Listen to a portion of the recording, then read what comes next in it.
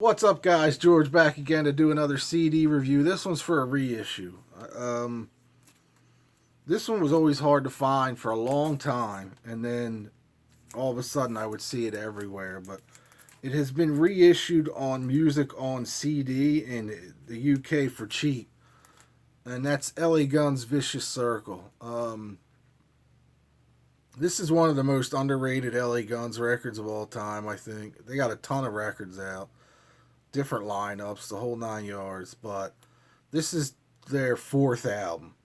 The last four Polygram records came out in '94 when all the plaid shirt wearing music was popular, and it got buried. It was out in England or Japan like 2 months before, 3 months before it came out in the U.S. When it came out here, it just died. No promotion, no nothing on it. This is one of the heaviest LA Guns records you're going to hear. Uh, and it's the last one with four-fifths of the original lineup. Steve Riley was gone at this point, which he's gone again now, thank God. They have a new record coming out in in October, called The Missing Piece, which I can't wait to hear. And it's Tracy Guns and Phil Lewis back together again. But anyway, we're talking about Vicious Circle. This was always one of my favorite LA Guns records. Like I said, it's the heaviest record they've done. It's a little different than the cock rock stuff they've done. However, there is some of that stuff kind of on here. Face Down starts it off, really killer. Heavy, No Crime's another really killer one. And then Long Time Dead has this like trippy drum thing going on at the beginning of it that's really killer with acoustic guitars and stuff, but it's an upbeat song. Killing Machine is a heavy tune, really heavy tune actually. Then you get into like Fade Away and Tarantula as an instrumental. Then for some reason on this, the UK, like the reissue, they put Crystallize, which was from Hollywood Vampires. I have no idea why it's on here.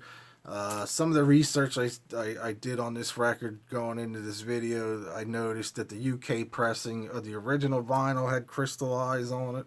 I guess for some reason they thought that was going to be a hit, or released it as a single prior to the album's release in England, and they decided to put it on the record. But again, it's not from this session, it's from Hollywood Vampires. Nothing Better to Do is like a punky kind of thing with Kelly Nichols singing on it that I always liked. Chasing the Dragons, another great song that has a real trippy vibe to it. Kill That Girl, we used to do as a cover in our band, heavy fucking killer song. They do I'd Love to Change the World, which was, Guess Who? I forget now. I just had it in my head, but it's a cover. Who's in Control? Let 'Em Roll. Why Ain't I Bleeding's another really one. Kiss of Death, and I'm the One. There was a bonus track in Japan called Death in America back in the day. For some reason, they left it off of this, probably to fit Crystallize on there, but really killer album. Like I said, it's four-fifths the original members. They had a drummer at the time named MC Bones.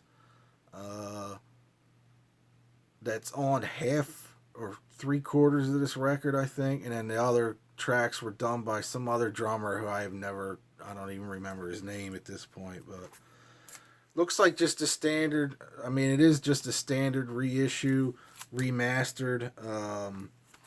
But it's been out of print for a long, long time. It's finally available again. Of course, not in the U.S., but in England. But you can get it for less than $10 on Amazon, I think.